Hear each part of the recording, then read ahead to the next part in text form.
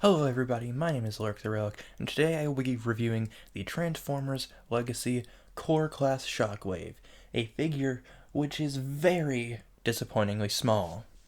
Now technically, I do have this figure mistransformed, but that's because I did not put the accessory on, which I will go ahead and take a look at now. So this is just what I assume is supposed to be a satellite slash gun. So make of that what you will, and you can simply just, there's a tab right there, a peg right there, and you can put that on the top, so now Shockwave can see all the porn you've been watching. One other thing I would like to point out is that he does turn into a ship as opposed to his typical gun, but there is something you can do about it. If you'll come to the back, you will see there is a little tab right there. If you fold that down, there you go. And now he should be able to be held by any mainline figure. Now, one thing you may notice with this figure is that in its vehicle mode, his arms are kind of just sticking out the back. The gun arm, I don't really mind. It looks like a thruster, but the hand is pretty ugly. So, if you don't like that, you can always untap the forearm, twist it to the side, and push it down. And that creates a slightly cleaner look. I'm not a fan of having only one thruster, but asymmetry isn't always bad. Last bit talking about the vehicle mode. If you turn it upside down, you can pretty much see how he's going to transform legs, chest, arms, backpack, but this figure was like $10. There's not really an issue. Moving on to size comparisons, here he is with Legacy Deluxe drag strip. I don't have any core class figures other than this one, so you'll have to bear with me. And then my previous review, the Power of the Primes Optimus Prime. Technically, this is just a cab section, so it's Orion Pax, but you can fuck off.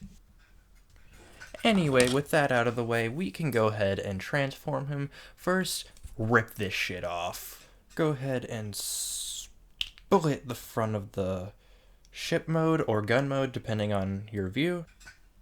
Go ahead and fold the legs down before you twist them so they're facing forward. Take the legs and you'll want them like that before, if I don't know if you can see that, but there's a little bit that the legs are resting on that you'll want to fold up. So there you go. Doesn't hold in at all, but it's there. Untab the arms from this section. I don't know what to call it.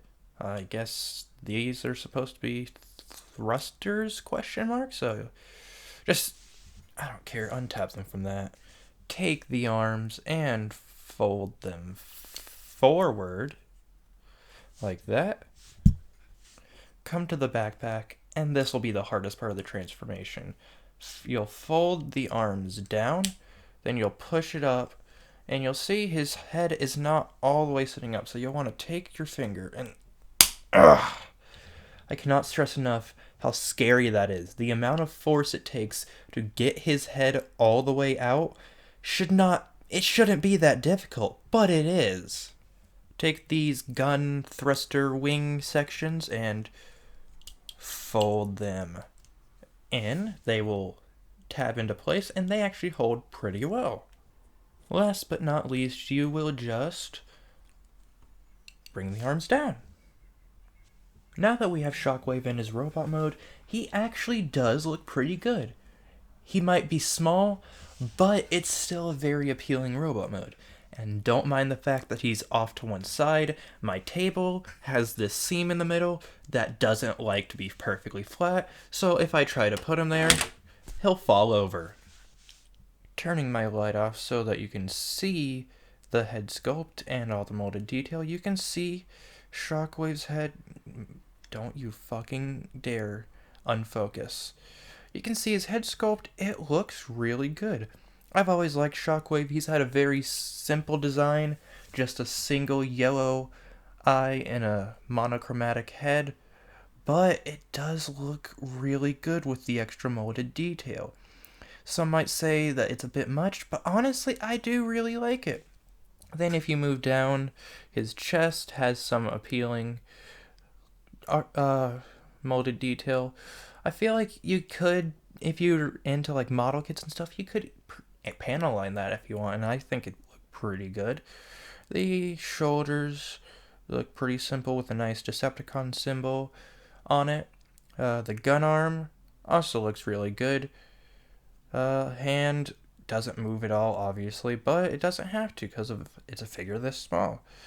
The little thighs look really nice, and the feet have some pretty nice molded detail.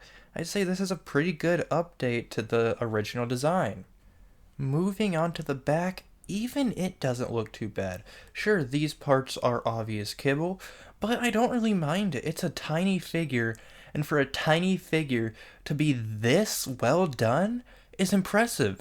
It really makes me wonder, what the fuck were they doing with some of the Masterpiece figures? If we bring back his porn finder, it's got two different pegs, one here and one here, which can plug into his hand either like that, the correct way, or if you want, you can make him hold it by the dish. I don't know why you would do that, but it's an option.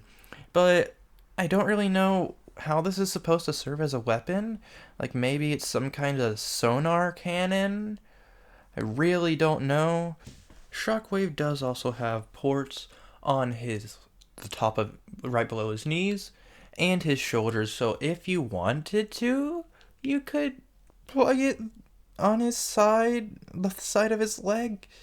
Don't know why you would do that, but it's certainly an option. I'm not sure what else these ports could be for unless they're compatible with the fossilizers from some of the previous lines. I don't know. I never bought any of those, and I don't really care to buy any of those.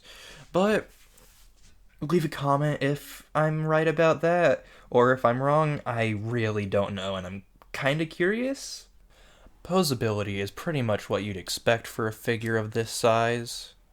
You don't have a ball joint at the head as far as I can tell. You can just swivel it, and it's a pretty tight swivel, so that's about as far as I can get it to go before I feel like that peg, mushroom peg, whatever it's on, will break off.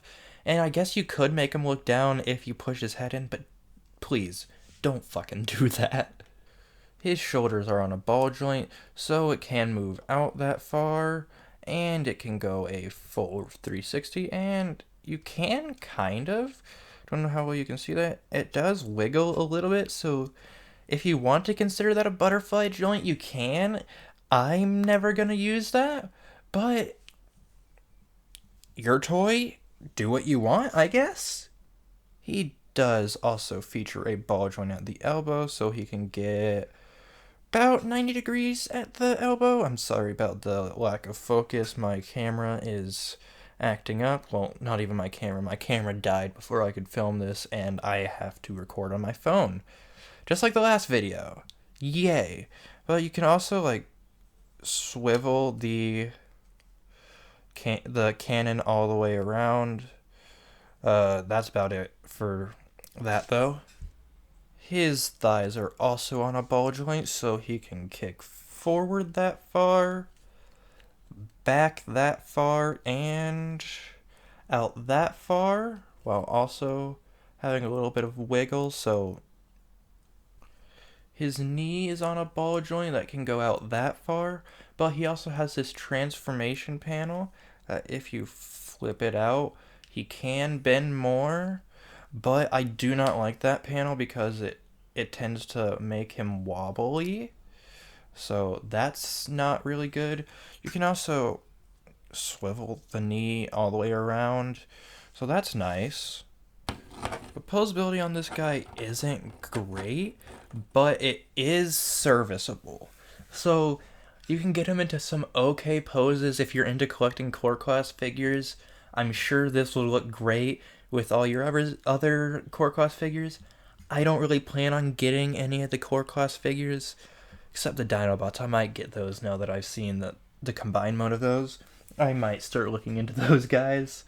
But it's a pretty serviceable figure for its size. This thing was about $10, and it's not bad. For size comparison, here he is with Dragstrip and Orion Pax, my previous review. So, yeah, I think he's a pretty good size. Not compared to Deluxe Class, Voyager's, Leader, but I'm sure, like I said, the other Core Class figures, he'd look great next to. Overall, I would highly recommend this figure. If you really like Core Class, you'll love this guy. If you like Shockwave, you'll like this guy. And if you're like a mainline completionist, go for it. I really do think this figure was worth the $10, $15 depending on where you get it. So, overall, that's been my review of Transformers Legacy Core Class Shockwave. I hope you enjoyed. Bye. And if my camera will focus. Focus. Come on. Motherfucker. Next week's review. Fuck. Next week's review should be more interesting. Holy fuck, that's a lot of views.